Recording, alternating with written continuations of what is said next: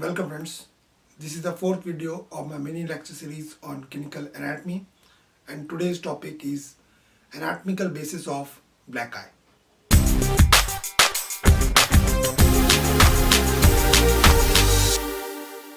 To know the anatomical basis of black eye, we should know two important things. First is about the anatomy of the layers of the scalp. Second is the property of the periorbital connective tissue. So first we will look into the layers of the scalp.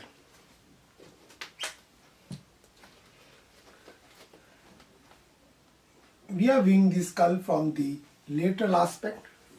Okay, this is the skull, this is the upper eyelid, lower eyelid, the nose, the upper lip, lower lip, and the jaw. Okay, the layers of the scalp can be remembered as by the mnemonic which is known as scalp.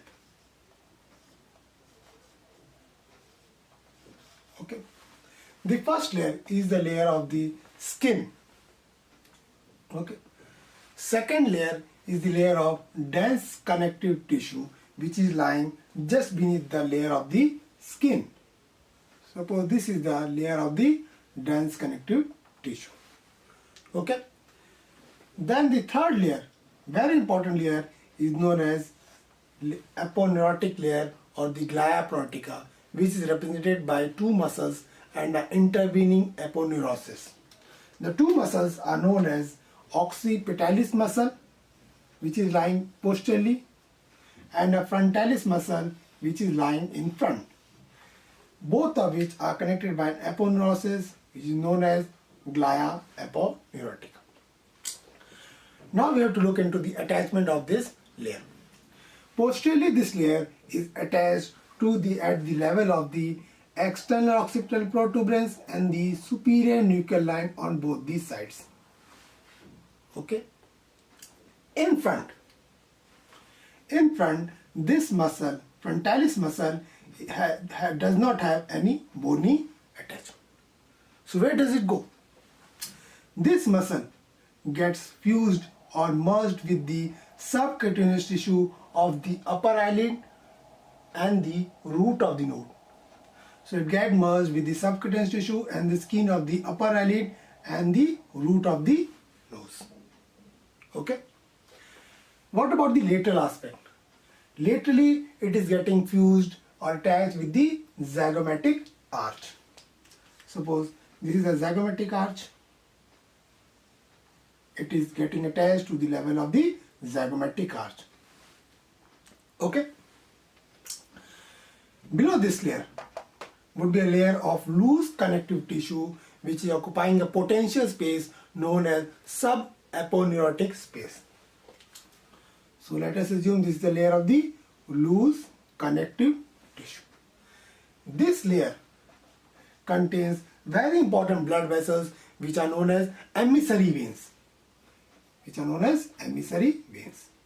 These emissary veins will connect the scalp veins, which is present in the layer of dense connective tissue, to the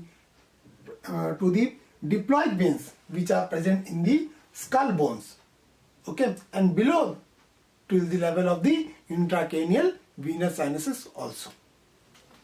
Okay, now the fourth layer. This fifth layer is the layer of the pericranium, which is the outer periosteum of the skull bones.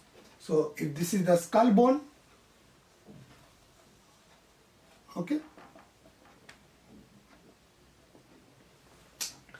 then this is the layer of the pericranium.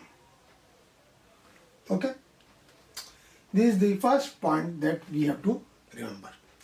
Next is the property of the periorbital connective tissue. We are viewing the face from the front aspect.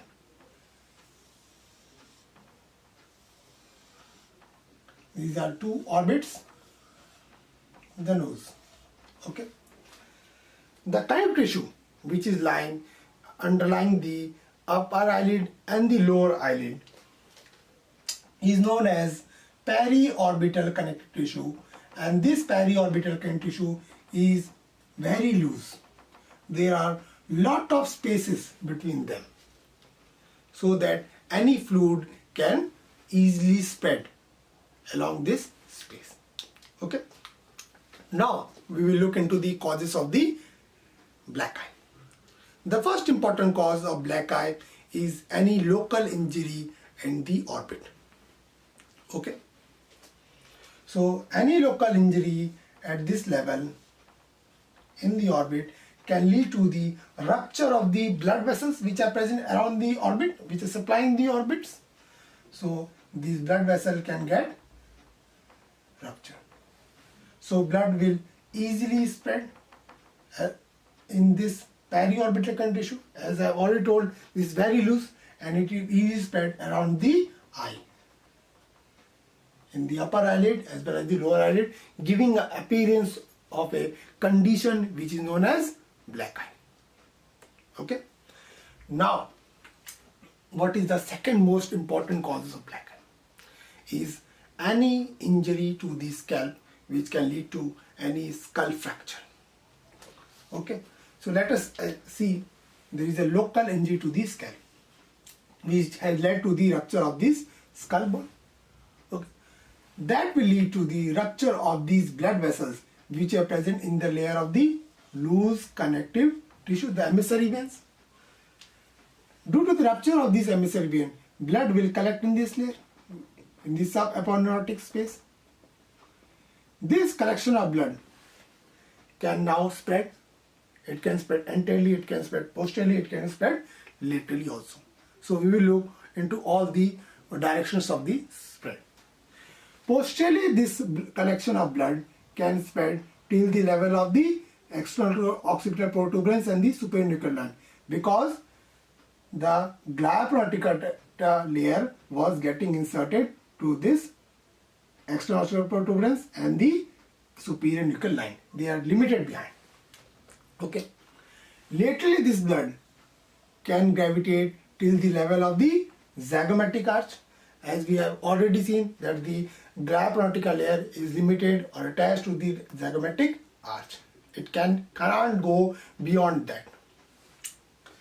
Anteriorly, this blood can go or gravitate below this frontalis muscle, as the frontalis muscle has no bony attachment. It will easily gravitate under this muscle and will enter into the upper eyelid.